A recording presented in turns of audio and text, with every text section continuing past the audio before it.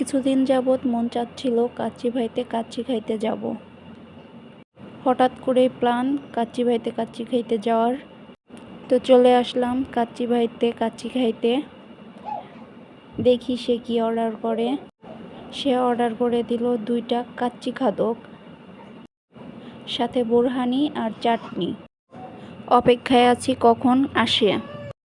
একটু অপেক্ষা করতে না করতে চলে আসলো আমাদের খাবার, কাচ্চি খাদক প্লেটার।